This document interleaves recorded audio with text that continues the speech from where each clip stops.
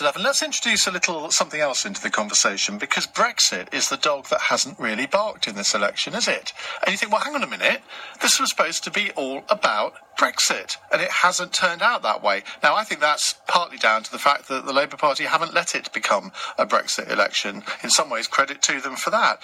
But Brexit took up, how many pages do you think Brexit took up in the Tory manifesto? There were 84 pages in the Tory manifesto. How many pages were about Brexit? I'll tell you after the next call. Iain's in Yateley. Hello, Iain. You're right. Fine. What would you like to say? I don't want to be rude, but I think you're absolutely delusional on Trident, and you've got your facts completely wrong. You're basically just sounding off to government propaganda. No, I'm not. I'm telling you what I believe. Well, I'm here to correct that. Okay, go on. Yeah, okay, so independence of Trident. You're thinking very binary. You're thinking we can go out, launch the missiles, all on our own, within our own chain of command. It's not that. It's not a case of that. The Americans do have the codes. We also rely on the Americans. So you say that emphatically. Give me your proof. Well, I've got contacts in the Royal Navy. And we just had someone from the armed forces who completely disagreed with you. Yeah, well, he's wrong. He's completely wrong. We also rely on the Americans for certain sets of servicing with regards to... that is true. That is true.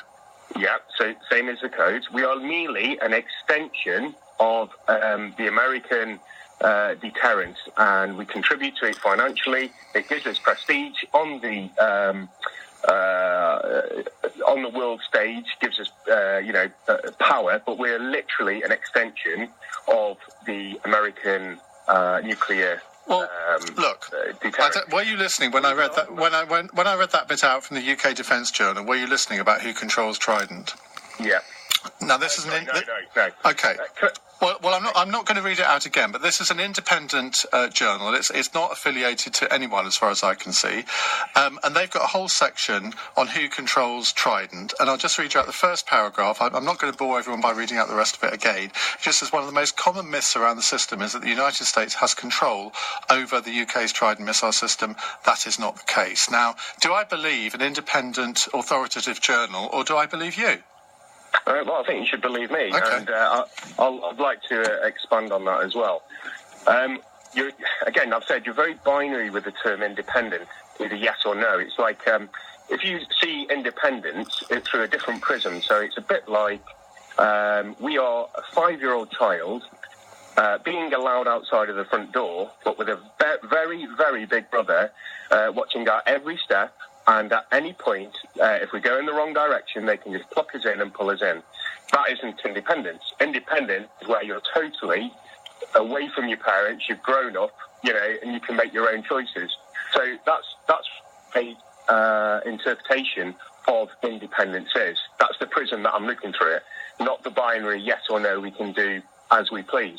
The other point is they have seriously undermined the validity of Trident itself by having they filmed a documentary which was under the bunker in Whitehall, BBC documentary, I believe, and they went through and actually filmed the decision-making process on whether they would actually use Trident missiles. So the scenario was Trident missiles nuclear missiles were being launched from Russia.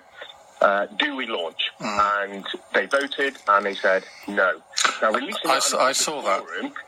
Completely undermines the concept of Trident in the first place. Now, whether that was political, whether they did that, released that program and released that.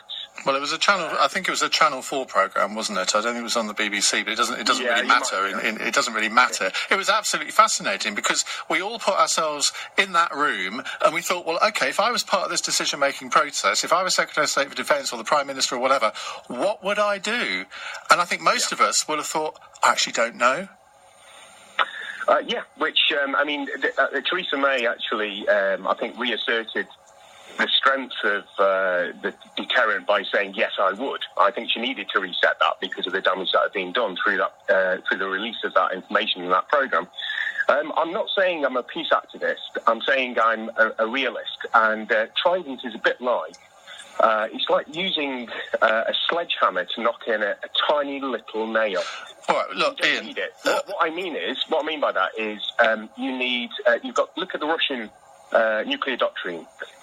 So they would be prepared to use tactical nuclear weapons in order to de-escalate a conflict. So if we look at the big exercise which was put up by Saudi Arabia, I think it was last year, and there was speculation that they were going to go into Syria.